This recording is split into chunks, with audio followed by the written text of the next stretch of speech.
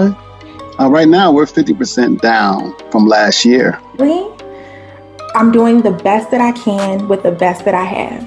That particular pivot, I discovered that I had to be creative.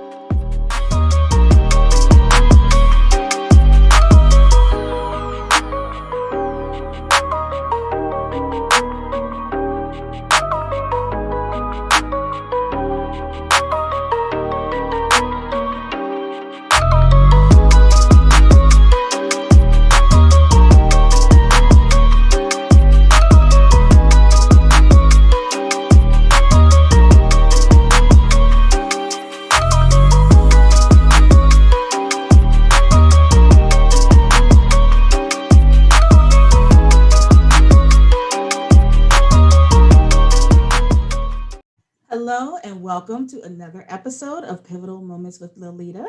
I am excited about today's guest, as I'm always super excited. I have amazing guests on the show, but I'm excited about today's guest. I have with me John Reid, who is an editor, he is an author, he's doing some amazing things right here locally. So I'm super excited to talk to him today, welcome him to the conversation, and let him do any extra adding that he wants to add. Welcome to the conversation, John.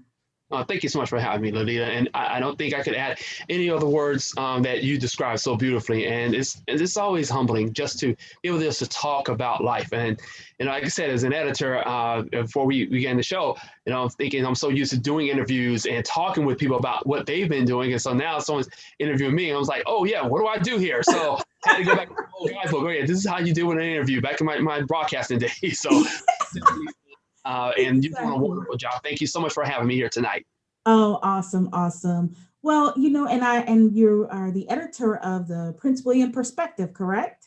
Yes, that is correct. Mm-hmm. Yes, so that's just an amazing platform that's just bringing light to so many things going on right here in the area. So definitely, I'll make sure to have that link so people can be in the know of what's happening in Prince William County and surrounding areas.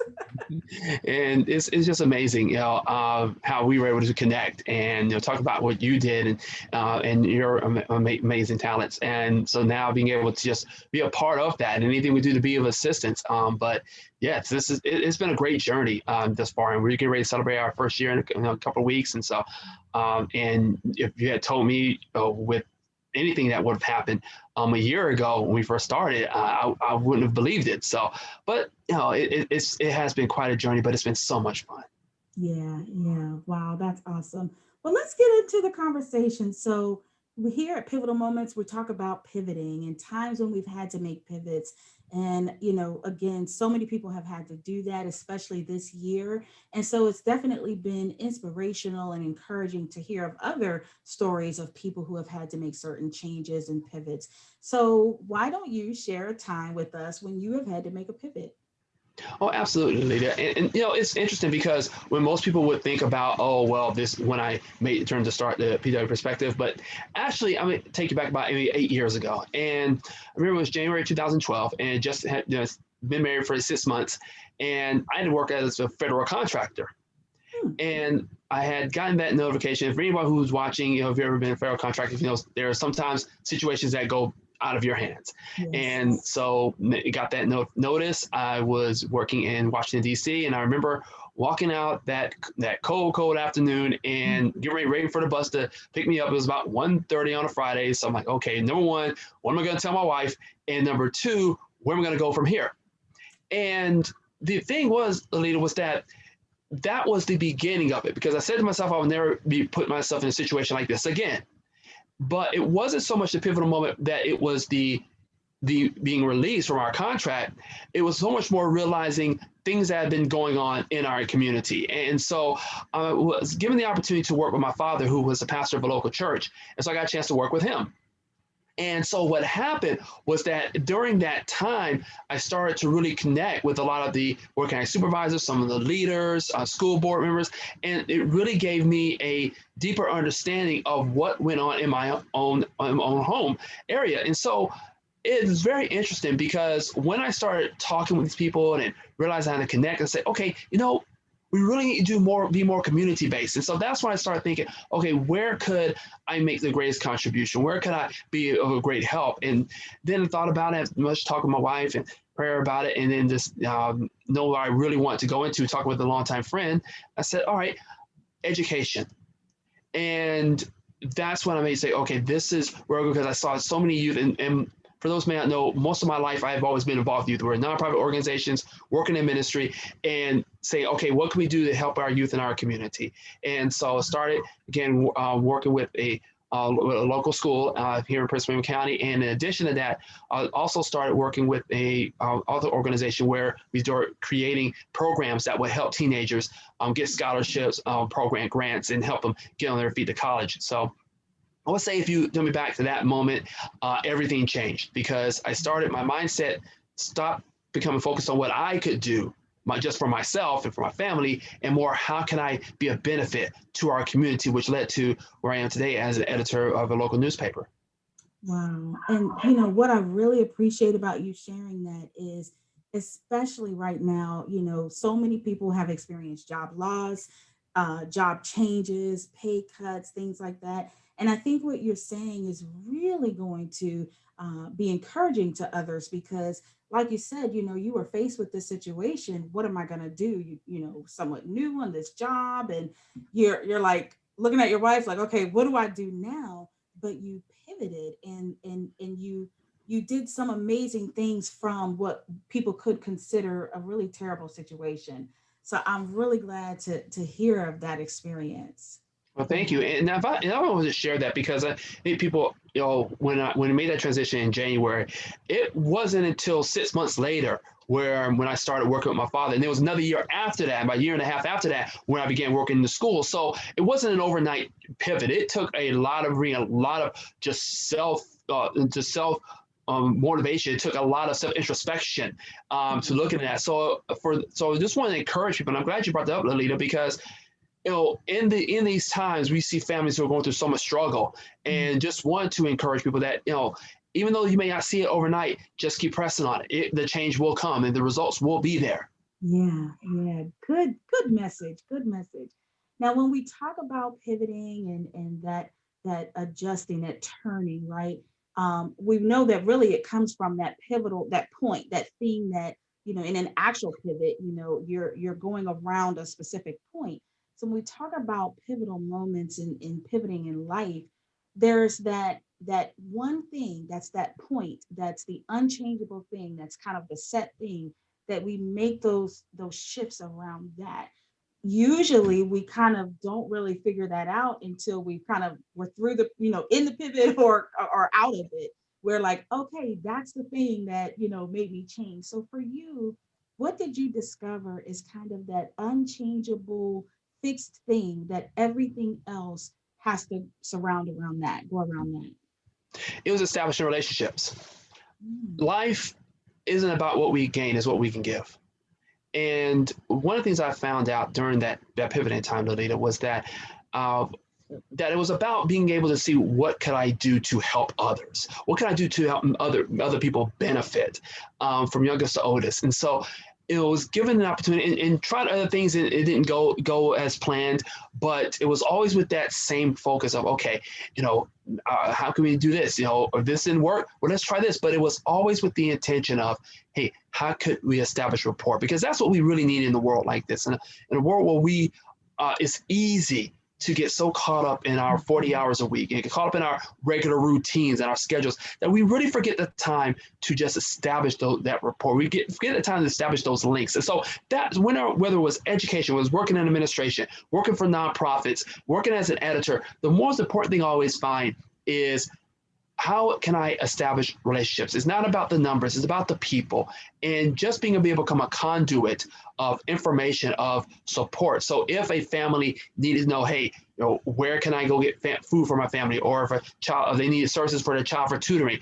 I said, one thing I want to do was just be that link, I'm going to use the 6 degrees of Kevin Bacon. I don't know if you're familiar with that, but one thing I always try to say is, hey, I could be that, okay, if I can get this information here, I can connect this person to this person, connect this person to this person over here, and become a human LinkedIn, for lack of a better term. And so to me, that's what it's always been about. Not so much about looking at the accomplishments or look at the physical things, but it's about the eternal relationships, because those things will last years. And those are the things I want to add. Most important to my legacy is the relationships that we're able to create and the relationships we're able to strengthen during that pivot. Wow, I love it. I love it. And seeing where you are now and seeing what you do with Prince William Perspective, I can see that, because that's exactly what you do. You bring that information to the community and spotlight what's going on in the community and providing resources. So I can definitely see how that is that unchangeable thing for you. Now, switching gears a little bit. So again, this term kind of borrowed from basketball or sports. And when we think about in basketball, right, we know that pivoting obviously is one thing that is done, but there's tons of different moves that make the win, right? There's dribbling, and there's shooting, rebounds, all these different things. So in life, it's like that too. And I specifically found interest in the word adjustment, because we use that word a lot. And when I was really putting the show together, I realized that adjustment and pivoting are similar, but they do kind of take on different tones. Adjustment really is about adapting to a particular circumstance or situation, and pivoting is slightly different. So, for you, can you tell us about a time when you had to make an adjustment rather than a pivot? Absolutely. And first off, I just want to say that the way you just described about pivoting adjustment in basketball, I was a basketball coach for 6 years. And if I could have explained it that clearly to my players, maybe we would have done better. That's when I realized that just wasn't my lane. But I was just trying to explain the pivot and nick off the foot, but that's another term for another day. The fact is, talking about adjustments, the thing is, like you said, when he's going through the pivot of just trying to be a benefit for the community. And then I'll go back to 2 years ago. And 2 years ago, I was asked by a good friend of mine to help him run his campaign. And I had never really wanted to get involved in politics. It was just, hey, all right, get involved in the community, but that's as far as it goes. But one thing I did learn was that there was such a great need, especially in our minority most communities, and so in our lower income families. And there were so many needs that had to get met. And so what I really understood was that, okay, I have to do something here to make aware of what's going on in the community. I have to let these people know. And I've had these great relationships. And this is where going back to that pivot from 8 years ago began to pay off, because when I was going to these Royal County supervisors, I was able to go to some of these leaders and say, hey, this is something you may want to take a look at. And so it was about 2 years ago, because one of the things that the candidate had said to me at the time, he said he was very dismayed because he felt that some of the things he was fighting for wasn't getting heard. And when it didn't get heard, Lita, I said, okay, all right, time to really adjust here and turn from just being someone who was working in these different organizations to help out. It was about becoming a voice. And one of the things my wife and my father and others had always, it taught me to do that, but I kind of shied away from that. But situations, as you talked about earlier, we can get to that obstacle, that dark place, and it will force you to change. And you have to be adaptable. And to use a project management term, being agile, be flexible, being able to move. And that's what life is all about. We can have a rigid foundation, for values, a value system. But when it comes to the way we do things, we do have to make adjustments. So that's when I made the adjustment, and I stepped out and just took a leap of faith, honestly. And it was scary. It wasn't something that, I had all these relationships over the years, that it was going to be just, an overnight process. It took a lot of struggle, a lot of complaining on my end, and just frustration because I didn't feel things were getting done. But I stuck to it and just said, okay, we're going to keep at it. We're going to keep at it. And when it was done, other people started to see it. Other people started to say, okay, all right, we see what he's trying to say. We see what others are around him are trying to get done. Let's start putting some things into action. And so I've just been very humbled and thankful for those who supported me and was able to just keep me encouraged in those times. So when it comes to making that adjustment, it was being able to say, all right, here's how we're going to do this. but it's going to be with a focus on still establishing relationships. But now it's be able to get these people who can make decisions to the people who need these decisions made and be able to make that connection. So I've been very blessed to be in a situation, in a platform where be able to do that today. And now it's continuing to grow. Wow.